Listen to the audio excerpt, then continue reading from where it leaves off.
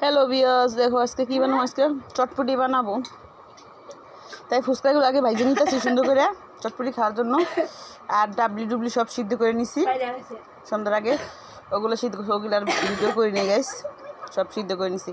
এখন ফুচকাগুলো ভাইজে তারপর মনে করো চটপটি ঝটপট সবাই খাওয়া শুরু করে দেবো, যে যত খাইতে পারে। বাটিতে কিনতে গেলে মনে করো 100 টাকা চটপটি কিছুই হয় না, 200 টাকা চটপটি কিছুই হয় না। একজনে এক বাড়ি করে খায়, মনও ভরে না পেটও ভরে না, তাই আমি কোথাও ঘরেই বানাই নিব। এটা চটপটির মশলা, মনে করো চটপটি মশলা এখানে মিলিয়ে নিলাম।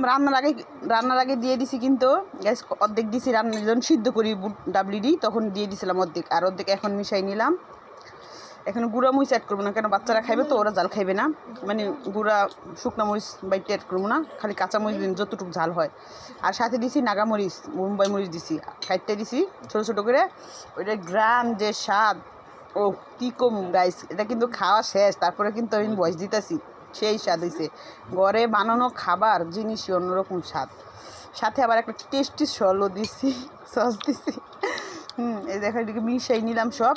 এখন সবার বাটিতে দিয়ে দিব। এই দেখো বাটির কি বড় বড়, সবাই কিন্তু এক বাটি করে নিছে গাইস।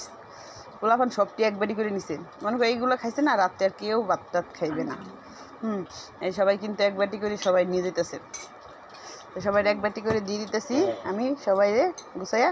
তারপরে যে তেঁতুলের টক আর লেবুর টক মিশিয়ে নিছি, লবণ টবণ দিয়ে মরিচের গুঁড়ো হালকা দিছি, বেশি দিয়ে নিই। ঝাল দিয়ে আমি ঝাল কমই দিছি, কেন বাচ্চারা খাবে তো তাই। অ্যান্ড ডিম দিয়ে দিতেছি কুচাইয়া উপরে। দেখছো কে কে খাবা ভাই, খাইলে কিন্তু আছে ঘরে বানাই দিই আবার নতুন করে। হ্যাঁ, সবাইটা ডিম দিয়ে দিলাম কুচাইয়া। তারপরে একটু আমারটা বড়টা আবার একটু পেস্ট নিল, মরিচ নিল, আবার ওরা একটু মরিচ নিচ্ছে। যার যে মরিচ খাইবো সে কাঁচা মরিচ খাইবো। তাই আমি মরিচ এটার সাথে কম দিছি। আর ধইনের গুঁড়া করতে মনে চায় না, দেখ করি না, নাহলে ধইনের গুঁড়ো করতে পারতাম। ধইনের গুঁড়া শুকনো মরিচের গুঁড়া এগুলো করতে পারতাম, কিন্তু করি নেই, বাচ্চারা খায় না, জাল তো অত খায় না। এটাই জাল ঠিক আছে, পারফেক্ট, কম জাল, বাচ্চারা খায়, শান্তি পায়। ফুচকারিগুলো দিয়ে দিব। তারপরে দেখো অনেক ঝাঁপাইয়ে পড়বে চটপটির উপরে, ঝটপট ঝাঁপাইয়ে পড়ে খালি খাওয়া শুরু করবে সবটি। ফুচকা দিয়ে দিচ্ছি এখন।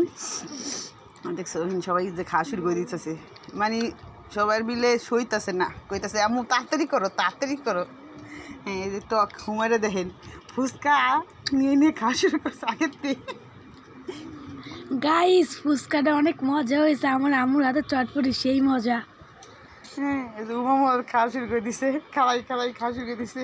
গাইস অনেক মজা হয়েছে, আপনারা কিন্তু বাসায় রান্না খাবেন, দেখবেন অনেক স্বাদ হয়েছে, সেই স্বাদ গাইস।